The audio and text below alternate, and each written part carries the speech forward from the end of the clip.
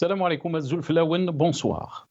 L'Algérie nouvelle ne cesse de nous étonner dans sa déliquescence et sa médiocrité. Les nations vives des crises cycliques se remettent en cause et rebondissent. Quant à nous, tout va bien, Monsieur Tebboune. Circulez, il n'y a rien à voir. Et pourtant, c'est Monsieur Tebboune qui a déclaré auparavant que l'année 2022 sera l'année du décollage économique et l'année 2023 sera celle de l'adhésion aux BRICS et que l'Algérie nouvelle est une Quwa Dhariba.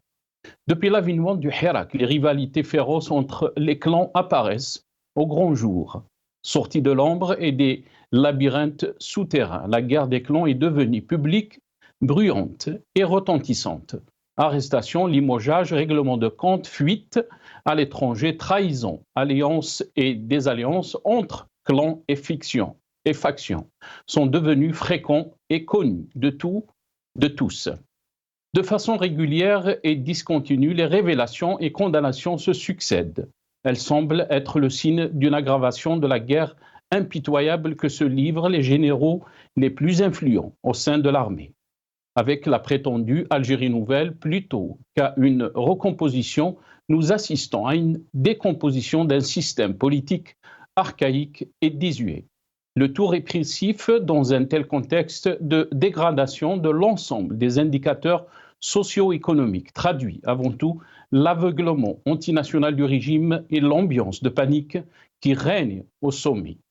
Une guerre aux conséquences irrémédiables et irréparables pour le système. En outre, les échecs accumulés par le pouvoir sur les plans diplomatiques, économiques et politiques vont continuer à souffler sur les braises des rivalités et des règlements de compte au sein du système. C'est un système devenu totalement bloqué et déboussolé, car nous pouvons offrir aucune perspective crédible. C'est un pouvoir vieillissant. À un moment ou à un autre, il va bien finir par tomber. La question qui s'impose, y a-t-il une élite ou une opposition réelle qui assurera sa responsabilité devant Dieu, devant le peuple et devant l'histoire? Nous débattrons de cette question juste après cette petite intro.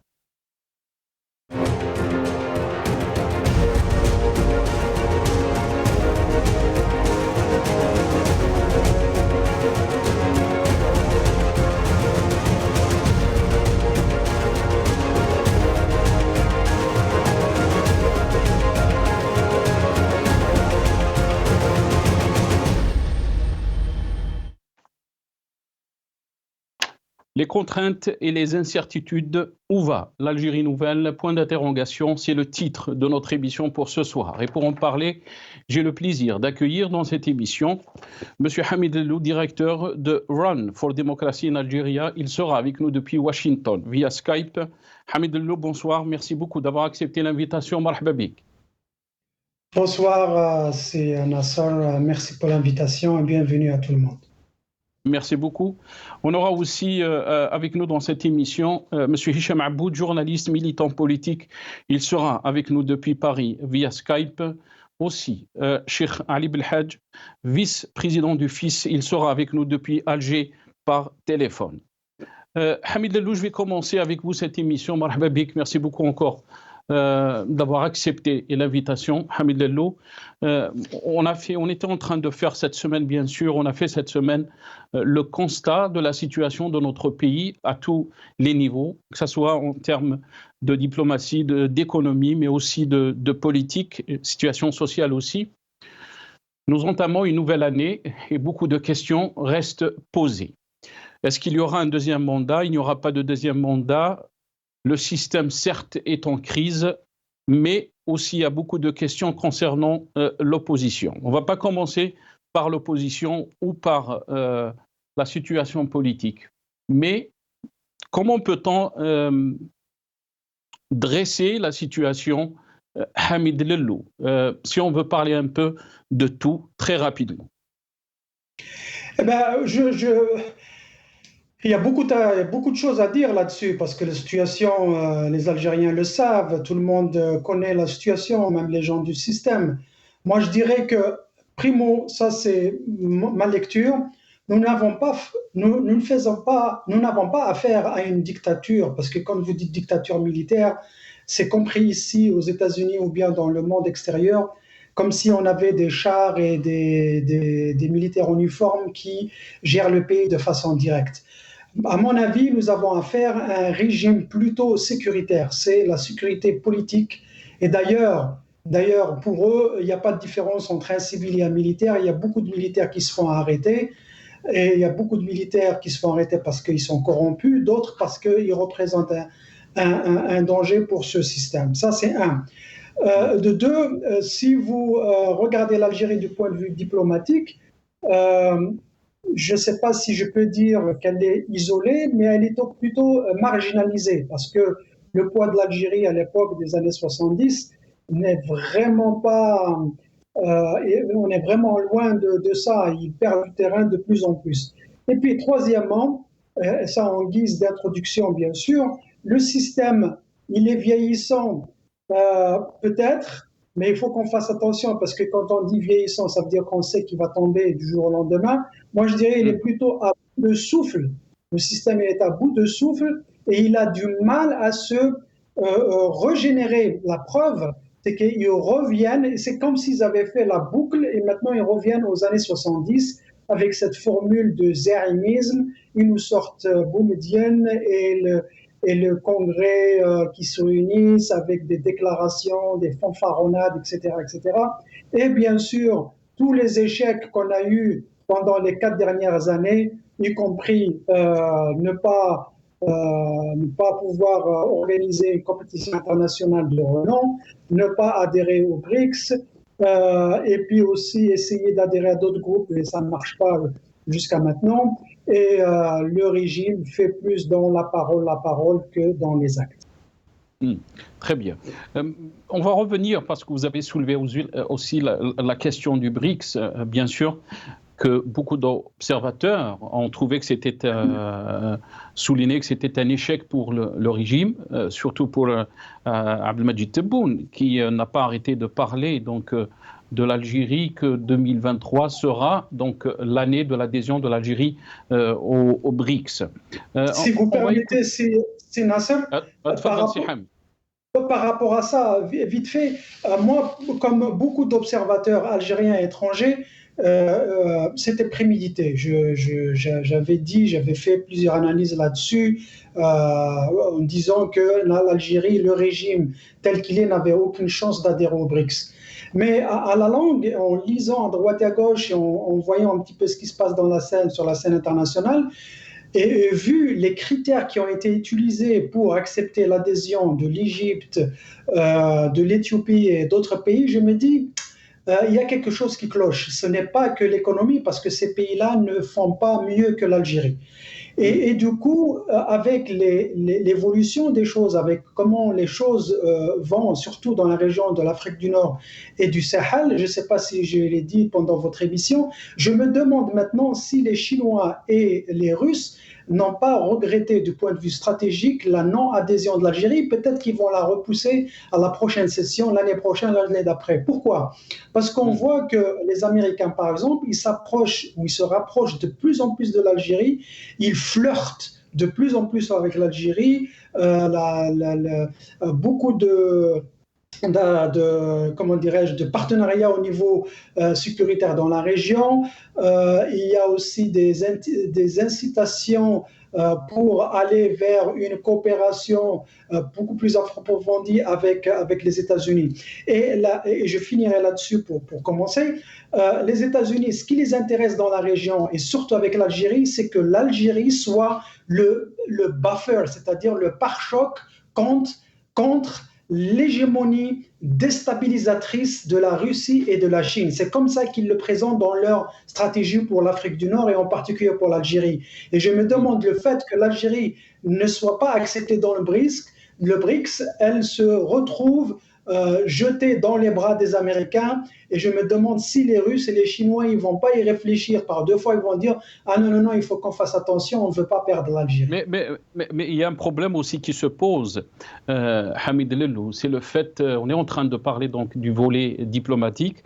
On va revenir sur les déclarations d'Ahmadji Tebboune concernant donc le volet diplomatique. Mais le problème qui se pose, Hamid Lellou, c'est qu'on sait très bien qu'il y a le torchon brûle entre l'Algérie et les Émirats arabes unis, et on sait très bien qu'il faut que tous les membres du BRICS donc soient unanimes et acceptent l'adhésion de l'Algérie. Dans ce cas-là, on sait très bien que s'il y a problème entre l'Algérie et les Émirats arabes unis, la question qui se pose, comment l'Algérie va rejoindre une prochaine fois donc le BRICS. Mais on va écouter juste les déclarations de Ajit Tebboune concernant la diplomatie algérienne et je reviens à vous juste après ça. الجزائر صوتها مرفوع وصوتها مسموع في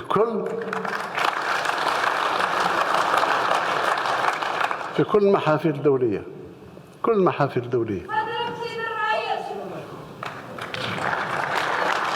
فضل ربي سبحانه، فضل الرجال اللي هم يناضلوا، ما زالوا يناضلوا كما السياحة.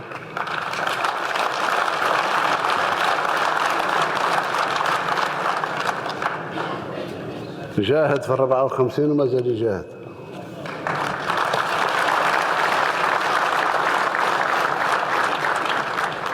إذن بالنسبة للسياسة الخارجية نتاعنا احنا ندافع بشراسة على مبادئ سياسية نتاعنا تاع ثورتنا ومبادئ وقيم تاع البشرية اللي مبنية عليها البشرية.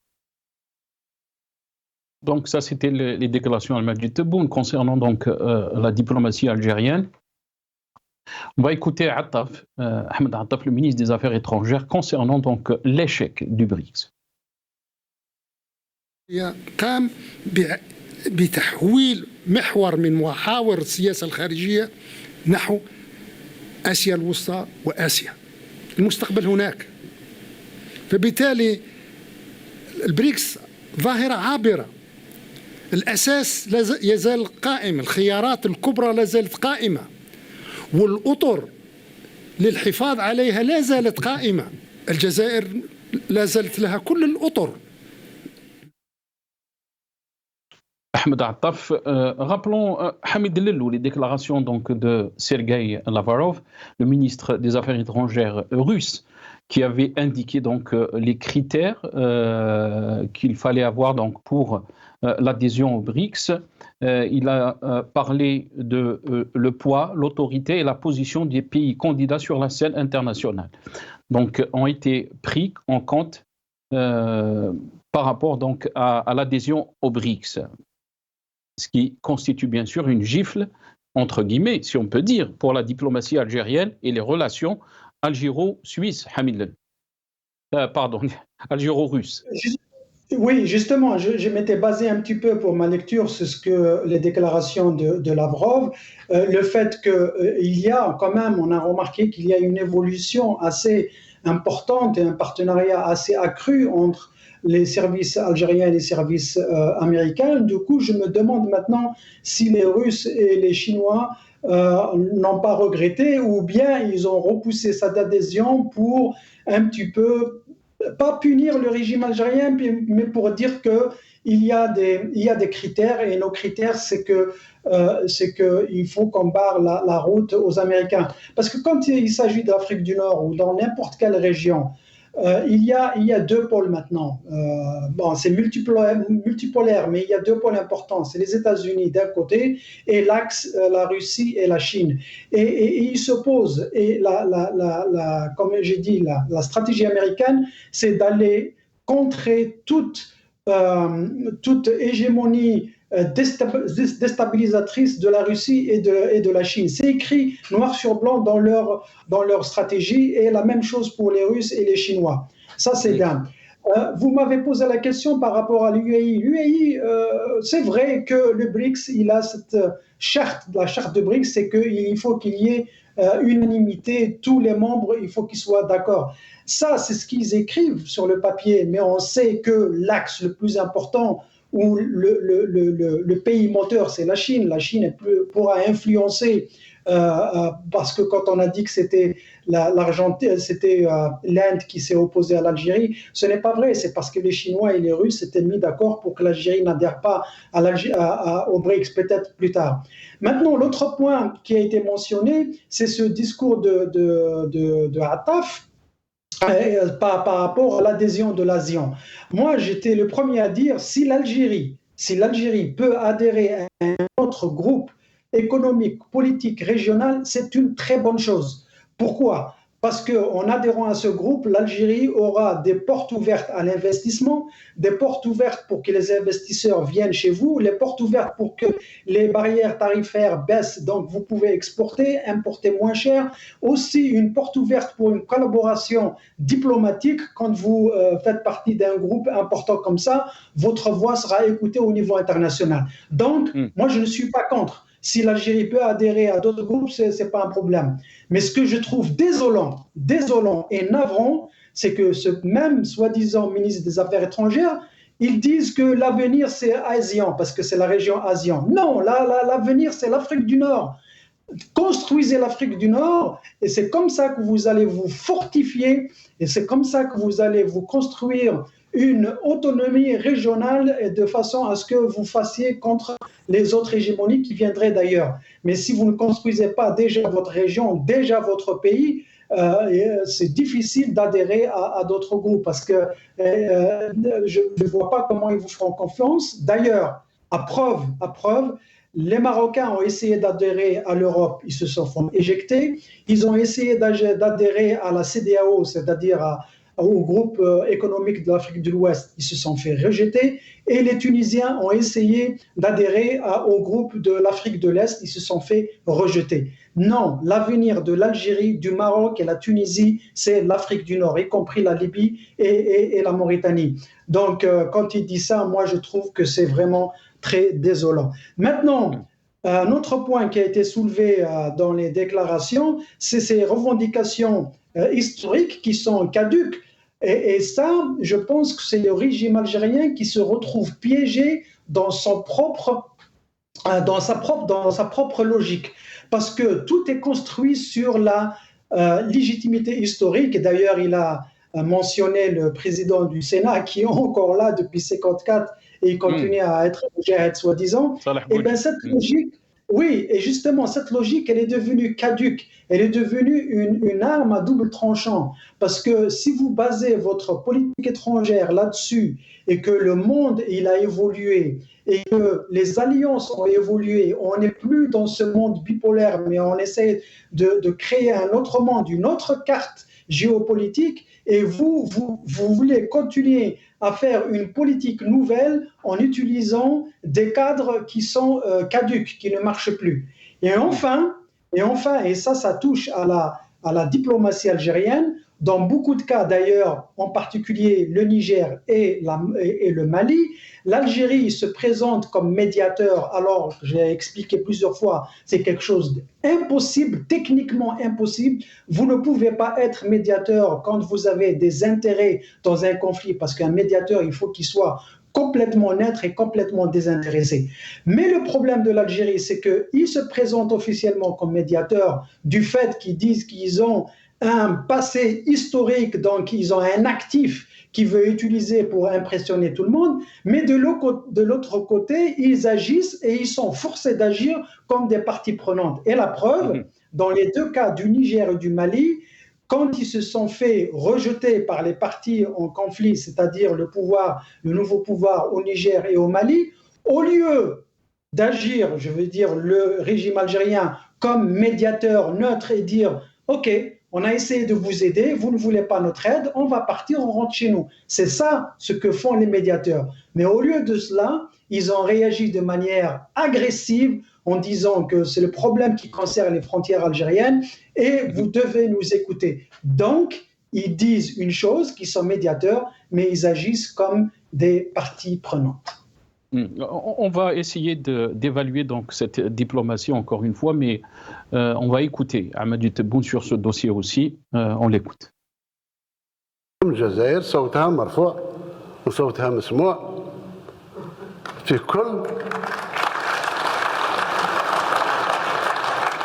كل المحافل الدولية، كل المحافل الدولية. فضل ربي سبحانه.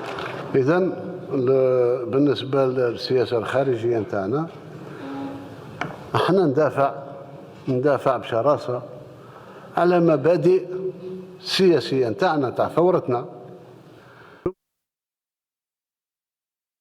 Majid Tebboune, Hamid Lello, quand on voit la réalité, beaucoup d'observateurs ont constaté et disent que l'Algérie est en train de s'isoler de plus en plus sur la scène internationale. On parle des crises avec plusieurs pays, que mentionner d'un côté le pays voisin marocain où les relations ont été rompues. L'Espagne aussi, il y a eu rappel de l'ambassadeur et ils nous disent que l'ambassadeur a été est reparti à Madrid, mais aussi la crise avec la France. Jusqu'à maintenant, il n'y a pas eu de visite d'Amedjid Tebboune en France, alors que cette visite était attendue l'année dernière, 2023. La crise aussi, le torchon brûle avec les Émirats arabes unis. Comment peut-on qualifier la position de l'Algérie, surtout quand on parle du retour de l'Algérie sur la scène internationale, de l'élection de l'Algérie au Conseil de sécurité comme membre non permanent, tout ça pour le régime, c'est des acquis diplomatiques, alors qu'on est en train de constater tout à fait le contraire, Hamid. Vous savez, que ce soit au niveau individuel, personnel, professionnel ou politique, laissez les autres dire à quel point vous êtes bon. Arrêtez l'autosatisfaction. Cette autosatisfaction peut se retourner comme une autoflagellation. Ils sont en train de se dire qu'ils sont les meilleurs, mais laissez les autres dire que vous êtes bon, que ce soit vos ennemis ou vos partenaires. De deux, vous ne pouvez pas être un pays fort diplomatiquement, mis à part le fait qu'il faut que vous soyez légitime à l'intérieur, que vous ayez une bonne armée et que vous ayez une économie solide. Mis à part ça, ce sont les conditions sine qua non. Mais en plus de ça, il faut commencer par le voisinage. Et vous avez bien cité tous ces exemples. Des relations exacerbées avec le Maroc, malheureusement, avec qui nous partageons une frontière terrestre, une culture, un passé, une religion. Nous partageons tout avec les Marocains, sauf une relation. Une relation, c'est comme si c'est une relation un petit peu incestueuse. La Libye, c'est la même chose. Tout ce qui s'est passé en Libye, il s'est passé sans que l'Algérie ne soit consultée, sans que l'Algérie ne fasse partie d'aucun palabre, d'aucune discussion, d'aucune négociation. La même chose avec le Niger, la même chose avec le Mali, et des relations un peu timides avec les Mauritaniens qui sont loin, mais même avec la Tunisie. Les Tunisiens, de temps en temps, on voit qu'ils font une réaction assez abrupte parce qu'ils ne sont pas contents de la manière dont ils sont traités par le régime. Maintenant, si vous allez sur le bassin méditerranéen, vous avez bien fait de citer l'Espagne et la France. C'est des pays quand même au niveau économique de facto, parce que c'est un pays gazier, donc l'Europe a besoin du gaz. L'Espagne est un partenaire très important. La France, de par son passé historique et qu'on partage avec, qu'on le veuille ou pas, la France, c'est la France, et l'Algérie, c'est l'Algérie. Et nous partageons des relations depuis des millénaires. Depuis l'époque des Vandales, depuis l'époque des Romains, des Byzantins, de tout. Ça ne date pas d'hier. Donc on ne peut pas s'empêcher de continuer à travailler avec la France. Mais il est temps justement de construire, si on était vraiment indépendant, de construire une relation de respect mutuel, au lieu de courir après la France pour, par exemple, faire tout pour garder les accords de 68. Pourquoi ? Moi, si je suis un pays souverain et je suis indépendant, je n'ai pas besoin des accords de 68. Je n'ai pas besoin de la France, un petit pays en superficie, pour me donner un accord privilégié en comparaison avec d'autres pays. Il faut se souvenir que l'Algérie avait fait ça parce qu'elle s'était sentie responsable à cette époque, après l'indépendance, juste après l'indépendance, pour accompagner justement. Ça, c'est une chose qu'il faut dire. Les accords de 68, c'était pour accompagner le démarrage de l'Algérie, et de deux, pour l'intérêt de l'Algérie et pour l'intérêt de la France, c'était un contexte où la France avait besoin de main-d'œuvre qui est pas loin, 2, main-d'œuvre formée par des Français, 3, une main-d'œuvre francophone, et 4, une main-d'œuvre pas chère. Le contexte a changé, mais l'Algérie, elle veut continuer ou le régime veut continuer à bénéficier de ces privilèges. Non, si vous êtes un pays qui se dit Al-Quwa Dariba, vous n'avez pas besoin. Ça, c'est un accord que vous faites entre un grand pays et un petit pays. Si vous dites que l'Algérie, c'est un grand pays, alors respectez-vous et faites des accords concrets avec la France, avec d'autres pays. Occupez-vous d'avoir des relations solides, durables, dans un respect mutuel entre les pays voisins, et à partir de là, vous serez écoutés à l'international. Parce qu'encore une fois, c'est quand vous adhérez à des groupes régionaux, quand vous avez des relations avec des groupes régionaux, c'est là où vous êtes fort. On va prendre que la France, parce que tout le monde connaît la France. La France fait partie de l'Europe. La France fait partie de l'OTAN. La France fait partie du bassin méditerranéen. La France fait partie de l'OCDE, c'est l'organisation économique du monde occidental. Vous savez déjà, je vous ai cité 3 ou 4 groupes régionaux internationaux à laquelle la France adhère pour être plus forte. Même les Américains font partie, c'est un continent, ils font partie de l'Afrique, de l'Europe, de l'Amérique du Nord avec le Mexique et le Canada, ils font partie du groupe Pacifique, ils font partie du groupe de l'OTAN. Et alors que c'est un continent lui-même, mais ils ont besoin d'avoir des alliances. C'est comme ça que vous êtes très fort. Très très bien. Restez avec nous, Hamid Zello. On a été rejoint par Hicham Aboud, journaliste militant politique. Il est avec nous depuis Paris via Skype. C'est Hicham, marhaba bik. Merci beaucoup d'avoir accepté l'invitation. Ahlan bik. Bonsoir Nassar, bonsoir Hamid Zello, bonsoir amis téléspectateurs de Maghrébia. Ravi d'être parmi vous pour quelques minutes encore, le temps que ça dure, que votre émission dure encore. Yatik Saha, marhaba bik Hicham Aboud et merci pour votre temps. Hicham Aboud, quand on parle de la diplomatie algérienne, comment peut-on la qualifier depuis 2019, depuis l'avènement d'Al-Majid Tebboune, si on peut dire? On parle de cette Quwa Dariba, on parle du retour de la diplomatie algérienne, on parle de la position de l'Algérie à l'échelle internationale sur plusieurs dossiers, et ça, c'est bien sûr, c'est le pouvoir qui le dit. Mais quand on fait le constat de la situation, jamais l'Algérie ne s'est retrouvée dans cette situation de crise presque, entre guillemets, avec tout le monde. Mais Al-Majid Tebboune persiste et insiste, si on peut dire, que l'Algérie, elle est sur la bonne voie, elle est en train de progresser. On va écouter Al-Majid Tebboune et je reviens à vous, Hicham. راها تتطور ما نبقاش في النماذج لما نوصف بلادي نوصفها بأوصاف بائدة أكل الدهر عليها وشرب وغسل يديه راها تتطور هشام عبود الجزائر أصبحت قوة يعني تبون est en train de dire.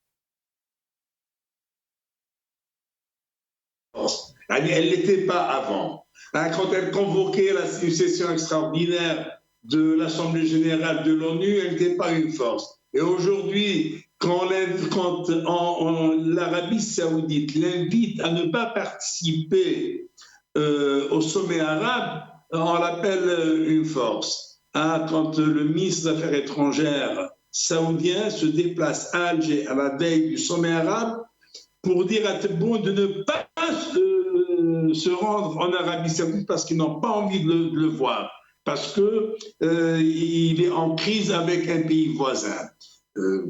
Bon, écoutez, je viens d'écouter ce qu'a dit Hamid Zello. J'approuve à 1000%, parce qu'actuellement, on ne peut plus parler de diplomatie.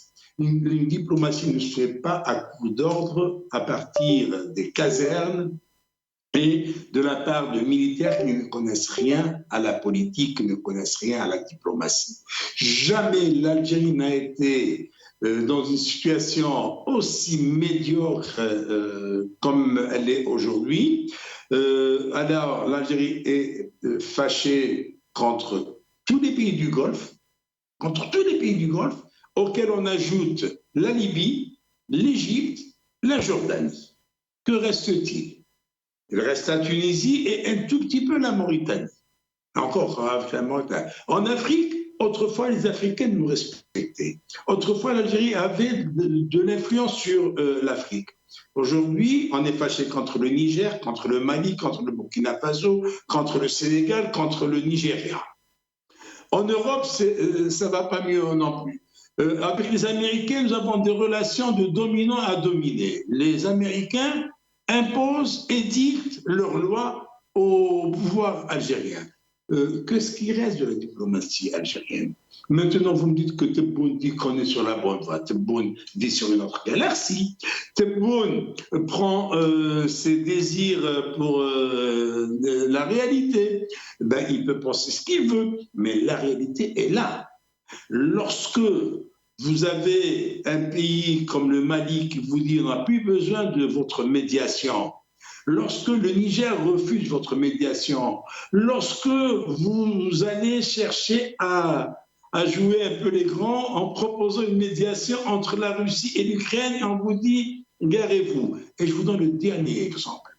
Alors l'Algérie n'a jamais été aussi mal que ça. Tout récemment, on nous annonce que Tebboune a reçu en audience le président de la République de la Sierra Leone. Sans nous dire quand est-ce qu'il est arrivé, qu'il a accueilli, comment s'est passé. Il reçoit ce président. Qui accompagne ce président? 2 personnes dont on ne connaît même pas la fonction. Et d'ailleurs, dans les dépêches de l'APS et le communiqué de la présidence de la République, on ne nous annonce même pas la présence de ces 2 personnes qui accompagnent le président sierra-léonais. On nous annonce une visite officielle de 3 jours. Le bonhomme, il rencontre aujourd'hui Tebboune. Le lendemain, il se rend à la grande mosquée d'Alger, une mosquée dont on n'a ouvert que la salle de prière. Et de là, il rentre chez lui, accompagné à l'aéroport par le ministre des Affaires étrangères.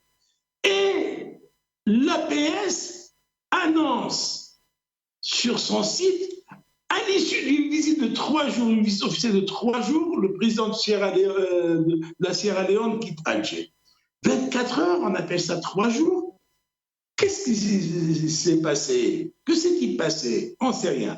Mieux encore, la Sierra Leone n'a pas d'ambassadeur en Algérie. Et l'Algérie n'a pas d'ambassade à Freetown. La capitale, c'est Freetown.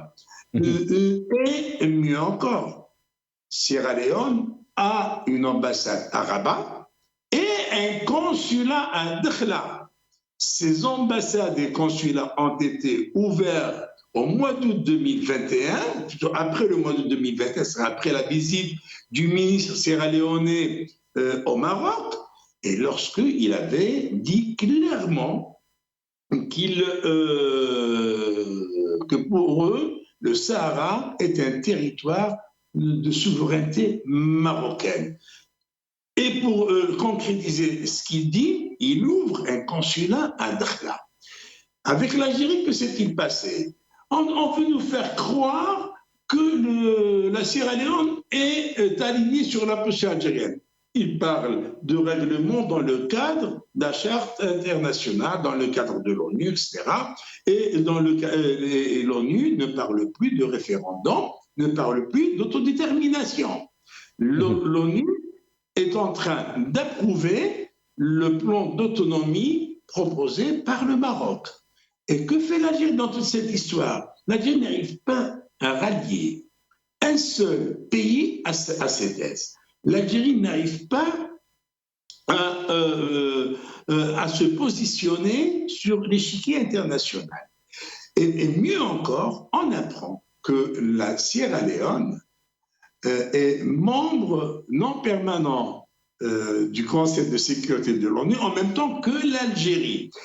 L'Algérie considère ce statut comme une prouesse réalisée par sa diplomatie. Or, elle partage ce statut avec qui? Avec la Sierra Leone. Qui est Sierra Leone? Sierra Leone est le 180e pays pauvre sur 187. C'est le 7e pays le plus pauvre du monde. Et on partage avec lui ce statut qu'on veut nous montrer comme étant une prouesse de la diplomatie algérienne. Voilà où on s'en va. Et maintenant que Tebboune raconte ce qu'il veut. Très bien. Restez avec nous, Hicham Aboud. On a été rejoint par Cheikh Ali Belhadj qui est avec nous par téléphone depuis Alger, vice-président du FIS. Cheikh Ali Belhadj, salam alaikum, marhaba bik, ونشكرك كثير على قبول الدعوة. وعليكم السلام ورحمة الله وبركاته. مرحبا بك شيخ علي بالحاج، بارك الله فيك.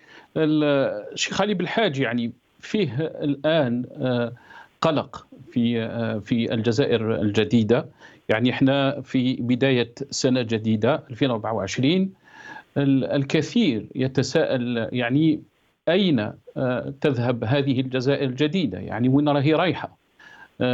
فيه مشاكل، فيه يعني إخفاقات في الجانب الاقتصادي، في الجانب الاجتماعي، فيه تضييق بالنسبة للحريات والعمل للأحزاب. يعني برأيك أنت يعني أين تتجه الأمور، خاصة نحن على سنة جديدة؟ الكثير يتكلم على هذه الانتخابات الرئاسية 2024 ممكن تكون فيه عهدة ثانية للتبون.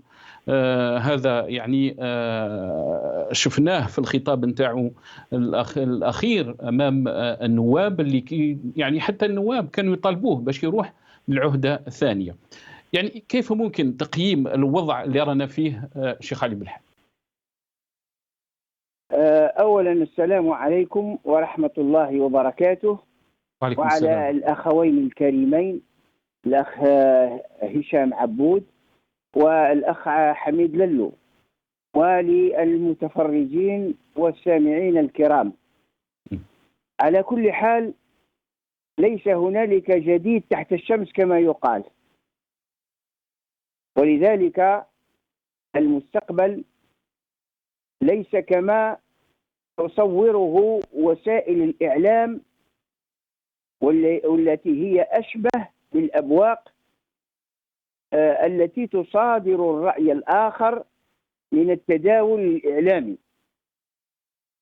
فليس هنالك جديد، هنالك عقلية قديمة تتجدد في وجوه بائسة كانت مشاركة مع العصابة المغلوبة في الكبير والصغير، فلا يحق لها الآن أن تتظاهر بأنها جديدة وهي قديمة ومشاركة في كل الويلات التي حلت بالبلاد والعباد.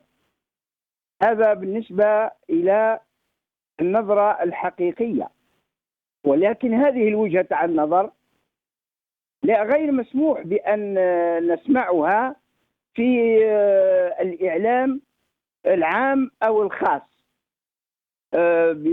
وهنالك مصادرة للساحة السياسية. الساحة السياسية مسحرة، معنى ليس عندنا الآن لا أحزاب سياسية ولا نخب سياسية، إلا ما ندر عبارة عن أفراد قليلون متابعون ملاحقون مطاردون دخلوا للسجن وخرجوا منه أو تحت الرقابة القضائية. ففي جو مثل هذا لا يمكن أن تكون هنالك جدة لا في الجانب السياسي ولا في الاقتصادي ولا في الاجتماعي. ولذلك أولا نحن نتوكل على الله عز وجل أولا وأخيرا، ولكن عندنا أمل في أن الشعب الجزائري إن شاء الله وبعض النخب أنها ستحقق ما يسبو إليه الشعب طال الزمان أو قصر. ولكن الشيخ علي بالحاج، يعني عندما نستمع لعبد المجيد تبون مثلا، هو يقول باللي الأحزاب عندها الحرية يعني حرية باش يعني تمارس النشاط تاعها السياسي. وهذا الشيء يعني قالوا في الكثير من المقابلات يعني مع الصحفيين. مثلا خلينا نسمعوا واش قال في هذا المقابلة ومن بعد نرجع لي. على ذكر حرية التعبير والصحافة، أيضا هناك البعض ينتقد السلطات، يقول أنه هناك تضييق على نشاط الأحزاب، خاصة أحزاب المعارضة. ما هو ردكم على هذا؟ علاه نضيق عليه؟ واش الفائدة تاعي باش نضيق عليه؟ ولكن هو يمشي يجتمع في مقر الحزب نتاعو ويبدا يلم. كل من أبدا غضب ولا يلموا ويقرروا يديروا وراه البرنامج تاع حزبك. كاش واحد قال لك ما تطبقش الشيء اللي اسست على من جالو الحزب وما راكش معتمد، مثلا ما عطاوكش الرخصه لان رافض القوانين الجمهوريه.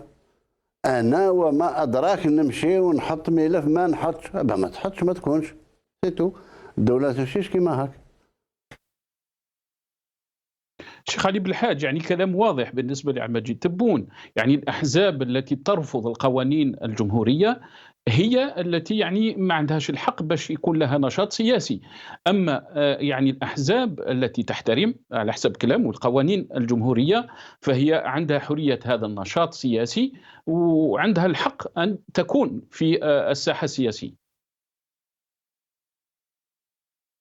بالنسبة إلى هذا الرئيس المعين من طرف قائد الأركان والفاقد للشرعية والمشروعية، وهو أيضا عاش مع العصابة المغلوبة 20 سنة، رأى كل الويلات التي حلت بالبلاد، ولذلك وهو في الحقيقة لا يملك من أمره شيئا.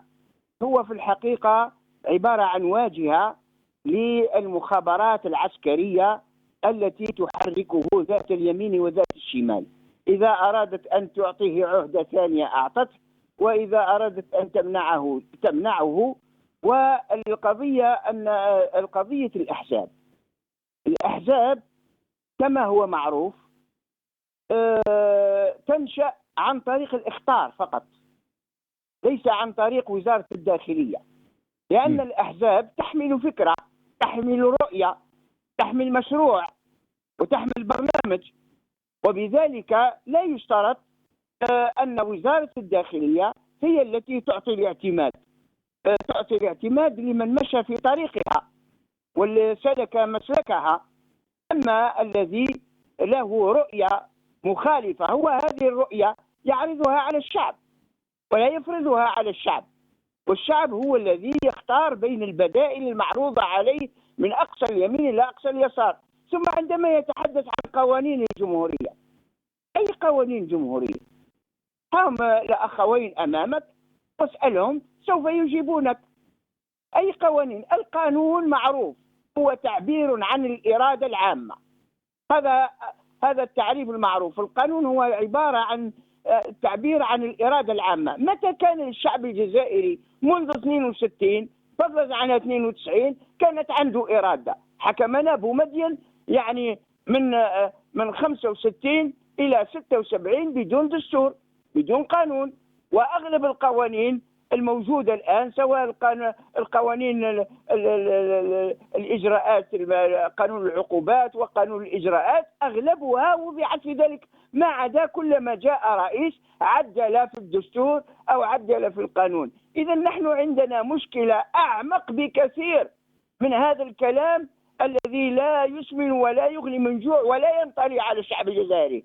نحن هذا النظام في الحقيقة يدوس على جميع القوانين الأرضية والسماوية والأخلاقية والإنسانية. لا يعترف بأي قانون، يعترف بالمزاج وبالهاتف، وصاحب القوة هو الذي يضع. يعني ليس هنالك أحزاب، ولذلك لابد أن نتكلم عندما نتكلم القانون. أي قانون؟ من الذي يصنع القانون؟ من يكتب القانون؟ من هذه البرلمانات بغرفتيها التي لا تملك من أمرها شيء؟ يعني أرشاوا حتى النواب، أعطاهم 30 مليون ثم بعد ذلك لا يرفعون. هاو الآن يخفض 50% للرياضة، هل سهل البرلمان؟ يخفض 50% للأجل، هل سهل البرلمان؟ المالية وقوانين المالية لابد أن تمر عبر. إذا نحن مشكلتنا الأساسية في الجزائر هي أزمة سياسية ومشكلة الشرعية. أما الحديث عن القانون، هم أول من يدوسوا على القانون، هم أول من يدوسوا على القانون، قانون الأرض وقانون السماء في الاثنين معا. ابقى معنا الشيخ علي بن الحاج لو سمحت. Hamid Lello, je reviens à vous. Sur le volet politique, la situation, vous avez entendu l'analyse de Cheikh Ali Ben Hadj. Quelle est votre réaction par rapport à la situation que nous vivons? Est-ce qu'on peut parler d'impasse politique? Cheikh Ali Ben Hadj a parlé de azma siyasiya. Est-ce que aussi la question se pose, le rôle de l'opposition réelle, l'opposition qui est engagée avec les revendications du Hirak, le rôle de l'élite algérienne par rapport à ce que nous vivons? Est-ce que ce régime est devenu un danger aussi pour la cohésion de notre pays et la stabilité de notre pays? Oui, bienvenue au Cheikh Belhadj. Et vous savez, le problème de ce régime, comme Cheikh Belhadj venait de dire, c'est quand vous avez Hamida Yarsham ou Hamida Yalab. C'est le même. Racham ou Laab, c'est le même. C'est ce régime qui met les règles en place et il veut jouer avec le peuple, avec les partis politiques. Les partis politiques, effectivement, leur création, elle est extrêmement difficile en Algérie. Parce que déjà, il faut de quelle république nous parlons? Elle est où la république? Elle est où la république qui respecte les droits et qui respecte le peuple algérien comme citoyen? Est-ce que l'Algérien est citoyen? Est-ce que l'Algérien a sa souveraineté sur son pays, les décisions du pays? Est-ce que l'Algérien participe à l'évolution du pays? Non, l'Algérien, il subit. Il prend tel que ça a été donné par une catégorie qui est au pouvoir. Maintenant, est-ce que ce pouvoir représente un danger pour l'Algérie? Absolument, que ce soit à l'intérieur ou à l'extérieur. Et d'ailleurs, c'est pour ça qu'on vit toutes ces débâcles. Elle est où cette vision de la politique quand ils reviennent maintenant aux années 70? Là, ils disent que l'année dernière, ça devait être l'année de démarrage, du décollage économique, comme vous l'avez bien précisé lors de votre éditorial. Qu'ils qu'ils ont fait? Ils ont repris la même chose. Ils ont essayé de créer des usines de voitures. Ce ne sont pas des usines, c'est des usines où ils gonflent les pneus et ils mettent les portes. Tout le reste est déjà venu clé en main de l'usine d'origine. Elle est où cette nouvelle politique quand, à une époque, je me rappelle l'époque de Ouyahia et de Sellal qui parlaient de 5 ans, 3 ans d'ancienneté, les voitures d'occasion, et on change la loi. Et on revient à ça maintenant. Maintenant, les Algériens vont dans les ports d'Alger-Oran pour guetter l'arrivée d'un port avec des voitures d'occasion. C'est quand même une honte de parler de voitures d'occasion qui sont, il faut passer des lois, il faut passer je ne sais pas quoi, avec des dérogations. Et justement, toutes ces dérogations, c'est une porte ouverte à la corruption. Et c'est pour ça que la corruption est institutionnalisée dans le pays. Est-ce que tout ça, ce n'est pas un danger pour le pays? Absolument. En plus de ce qui se passe à l'international, donc tous les ingrédients sont là pour rendre l'Algérie de plus en plus vulnérable. Très bien. Restez avec nous, Hamid Lello. Hicham Aboud, pour vous, et dans plusieurs émissions, on a parlé de ce pouvoir, on a parlé aussi de cette politique qu'il est en train de mener. La question qui se pose, si la crise politique est toujours là, est-ce que vous pensez que on peut parler de continuité de ce système? Est-ce que ce système est à bout de souffle? Il est arrivé à sa fin? Est-ce qu'on verra par exemple un Hirak, un sursaut populaire comme on l'a vu en 2019? Toutes ces questions, bien sûr, inquiètent les Algériens, Hicham Aboud, parce qu'on est en train de voir un changement, non seulement dans notre pays, mais aussi à l'international. Le changement ne dépend pas du pouvoir, il dépend du peuple, tout simplement. Mais comme il y a une désertification de la scène politique, aujourd'hui, il n'y a plus d'opposition, il n'y a plus de partis politiques. وعلاش هشام عبود وعلاش يعني ça c'est très important, pourquoi il y a plus d'opposition? Est-ce que c'est parce qu'il y a une répression inédite, si on peut dire, depuis 2019, et pourtant on a vu, par exemple, du temps de Bouteflika, Rabbi yarhamou, on a vu, par exemple, des partis politiques de différentes idéologies, différents courants, ils se sont réunis à Mazafaran 1, Mazafaran 2, il y avait une certaine activité politique, il y avait un espoir, si on peut dire, de l'alternative politique. Pourquoi maintenant elle ne l'est pas? Ne comparons pas un pouvoir qu'on qualifiait de pouvoir mafieux, c'est un pouvoir mafieux, celui de Bouteflika, mais la mafia a un code d'honneur qu'elle respecte, et cela se révélait à travers ce que vous venez de dire. Par contre, aujourd'hui, nous n'avons pas de pouvoir mafieux, nous avons un pouvoir de voyou, et un voyou ne respecte même pas les lois qu'il met lui-même en place. Un voyou ne tient pas compte de ce qu'on pourrait penser de lui à l'étranger ou à l'intérieur. Un voyou ne tient compte de rien du tout. Il fait ce que bon lui semble. C'est ça ce qui se passe aujourd'hui en Algérie. Nous avons un régime de voyous qui ne respecte même pas ses propres lois. Prenez le cas tout dernièrement du changement du Premier ministre. C'est un changement anticonstitutionnel. Personne n'a bougé le petit doigt. Personne ne dit un mot. Tout ce qui se fait, tout le monde doit accepter. Il n'y a ni débat, ni presse indépendante, il n'y a rien du tout. Aujourd'hui, c'est ouvert à Alger le procès des 7 quintaux de cocaïne. Je vous donne un exemple. À part Chourouk qui lui a consacré un petit encart dans son journal, c'était sur le journal papier, le reste de la presse algérienne n'a pas soufflé un mot. Pourtant, c'était le scandale du siècle. 7 quintaux de cocaïne saisis suite à une indication des services de sécurité espagnols, sinon il serait rentré sans aucun problème. Et on ne dit pas un mot. Il n'y a pas eu une seule enquête.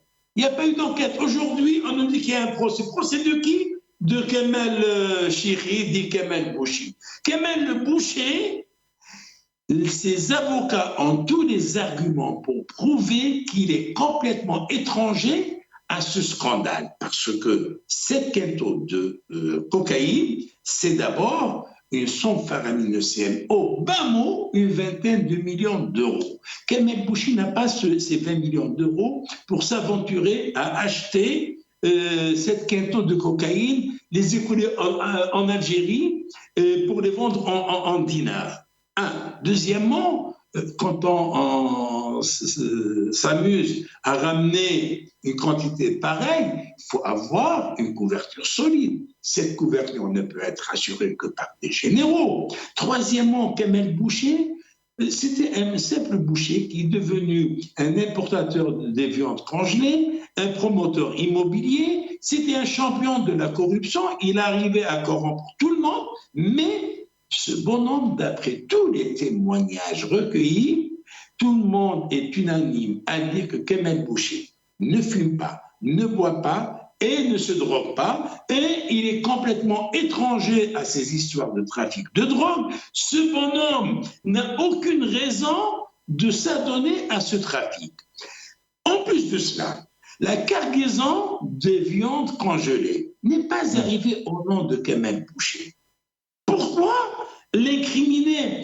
Kamel Boucher a importé de la viande par un prêt bancaire de la Trust Bank qui accorde des prêts islamiques, c'est-à-dire des prêts sans intérêt. Et ces prêts sans intérêt, c'est-à-dire que la marchandise arrive au nom de la banque.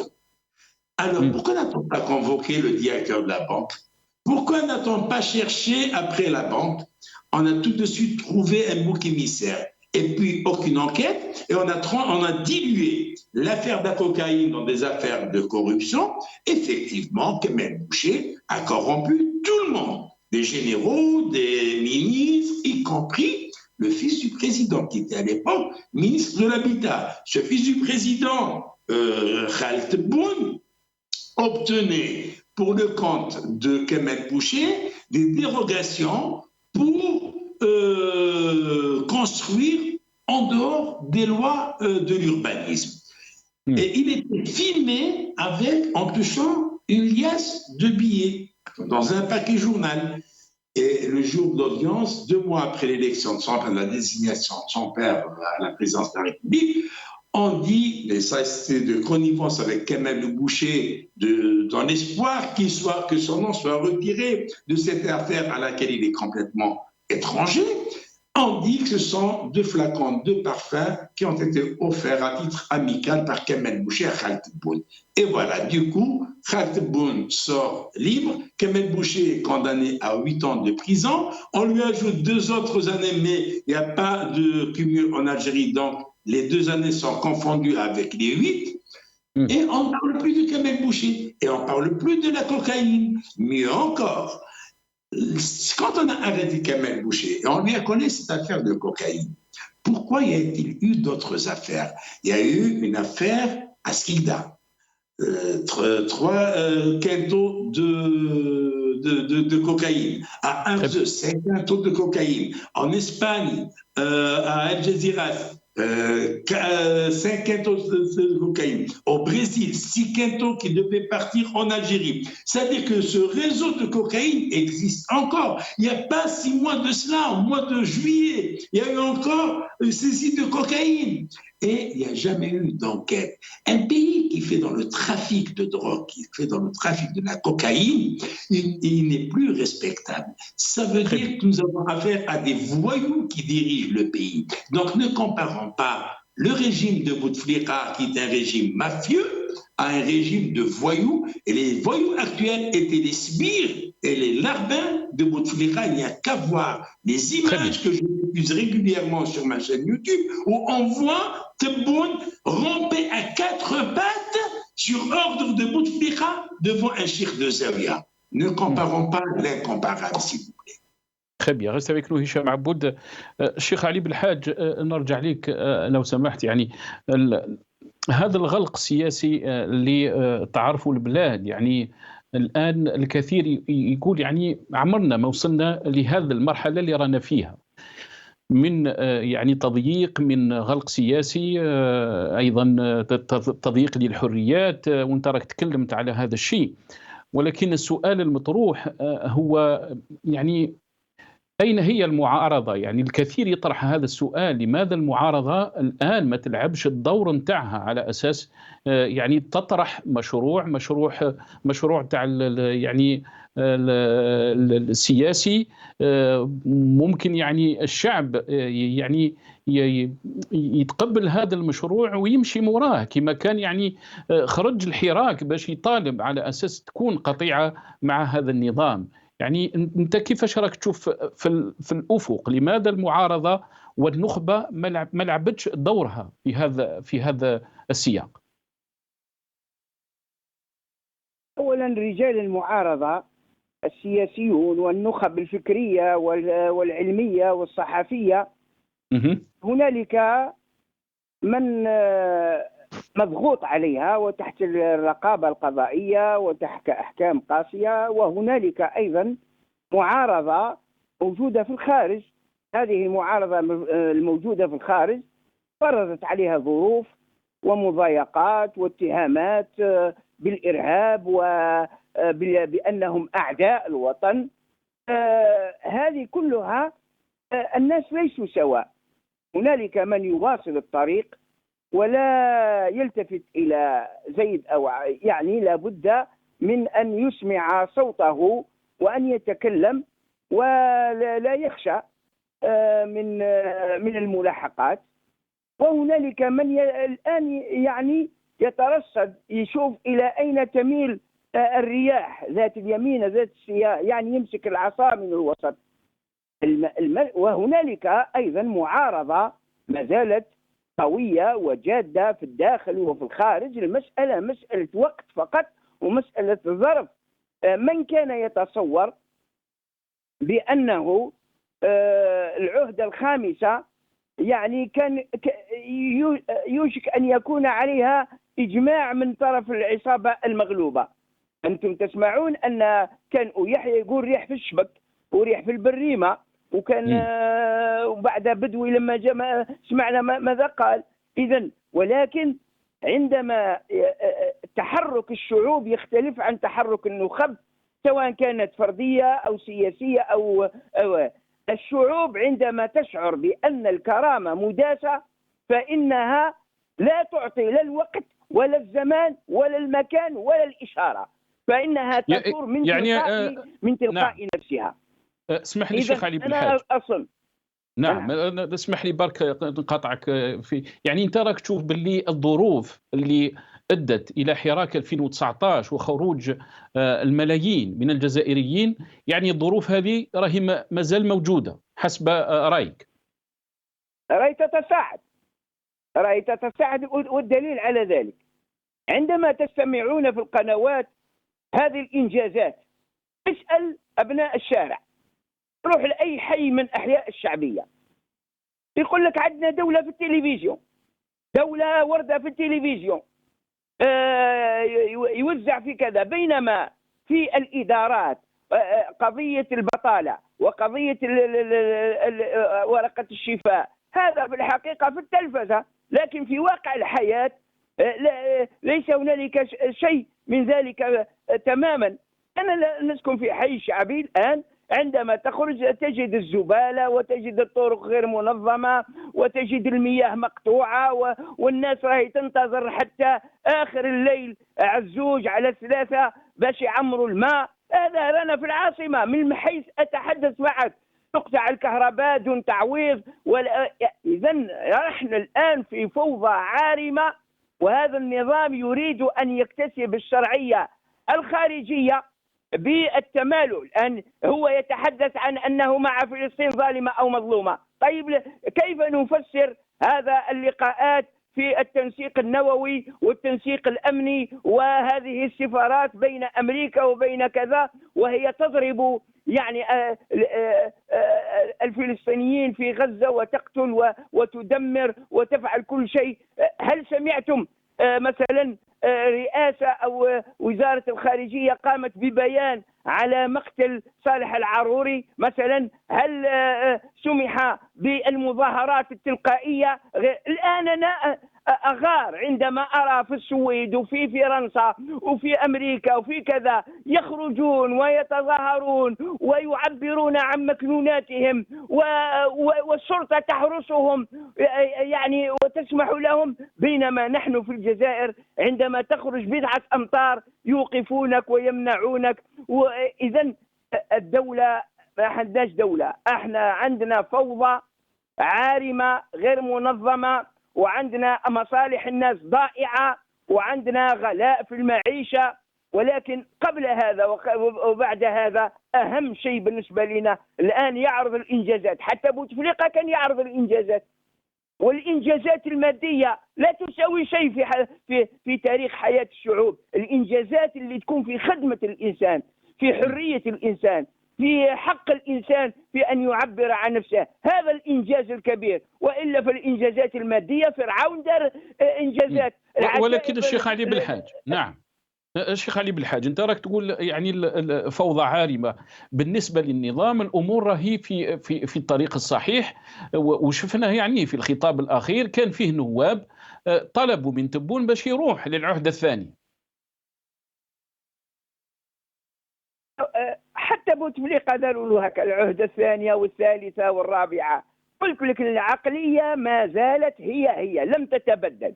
وهذو تلاميذ كانوا عند بوتفليقة، هذو متخرجين من العصابة المغلوبة، أغلبها في الحبس عسكر وجنرالات ومسؤولين وقادة في المخابرات وكذا إلى آخره. وصراع يعني الآن يحتدم أكثر من أي وقت مضى.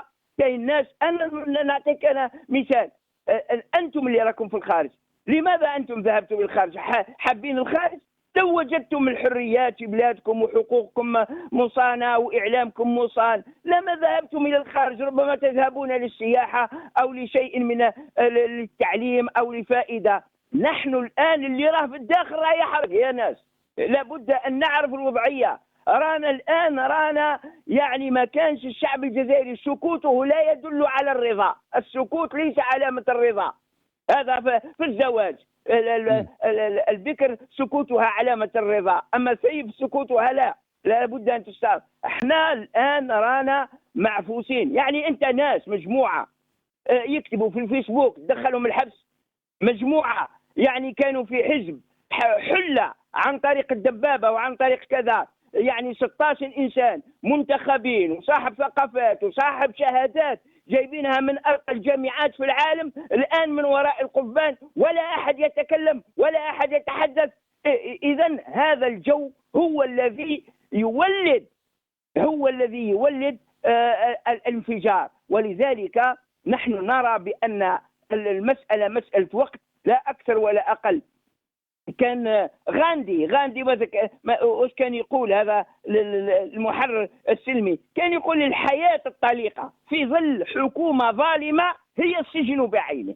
احنا رانا في سجن كبير، الشعب الجزائري في سجن، يعني سجن كبير. ويقول لك الدعم الاجتماعي، ما كانش دعم الاجتماعي، هذا كله كذب، كله خيال يعني. لكن مسؤولية رجال الإعلام والله مسؤولية كبيرة عند الله تبارك وتعالى، لأنهم يكذبوا على الشعب وينافقوا الشعب ويمكروا. وتبون نفسه هو في حد ذاته يقول كلاما لا أساس له، وهو مقتنع بأنه غير موجود، لأنه هو لم يأتي عن طريق القاعدة الشعبية.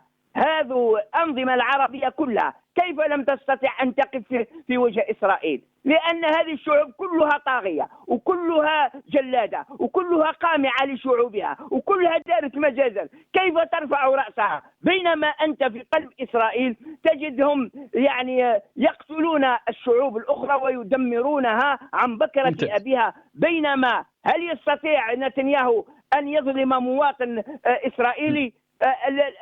المفقودين والرهائن في العائلات يعني تقوم بالمظاهرات والانتقاد والنقاشات نتاعهم على الهواء. هل يحدث هذا في الجزائر؟ هل استطيع انا الان ان انتقد تبون او انتقد قاده الاركان او ان اقول لا ممنوع، انت تولي ارهابي ومحرض؟ ولذلك قلت لهم في يوم من الايام على قول الإمام الشافعي عندما اتهموه بأنه من الروافض، قال إن كان حب آل محمد رفضا فليشهد الثقلان إني يا رافضي.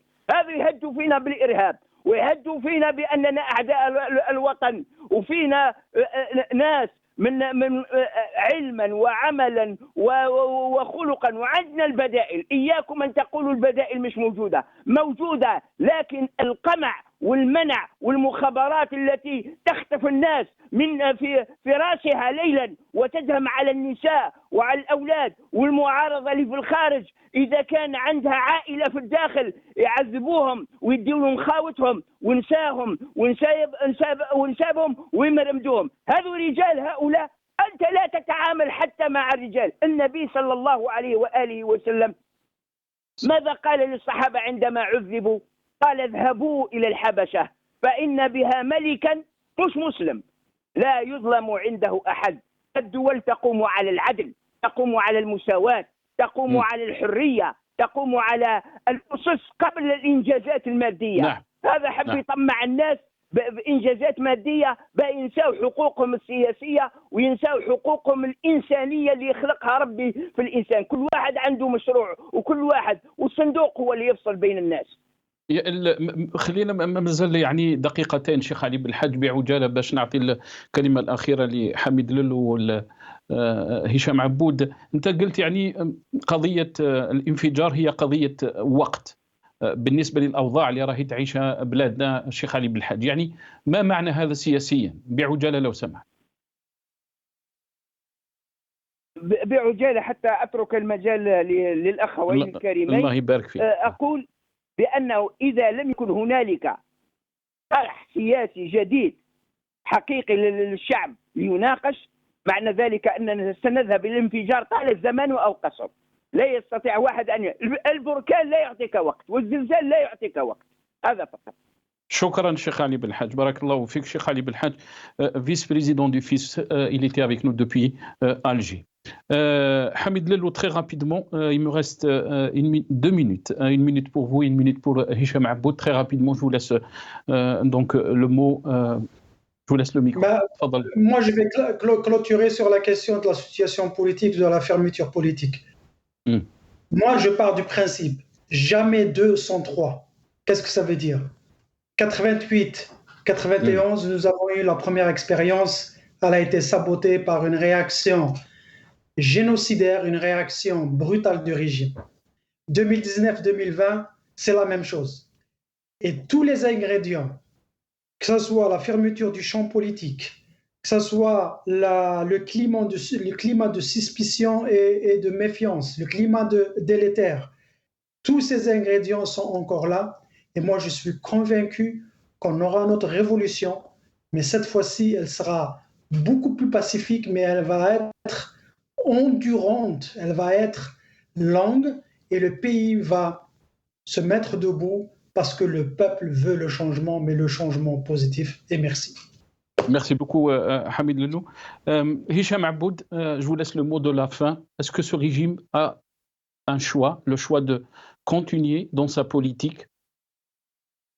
Mais bien sûr qu'il ne cherche pas à changer de politique, il se complaît dans cette politique. Pourquoi voulez-vous qu'il songe à changer? Celui qui veut le changement, c'est le peuple. Maintenant, si ce peuple consent à se faire dominer par un régime de voyous, libre à lui de se laisser dominer. Si ce peuple veut se soulever, il n'a qu'à se soulever, à payer le prix qu'il faut payer.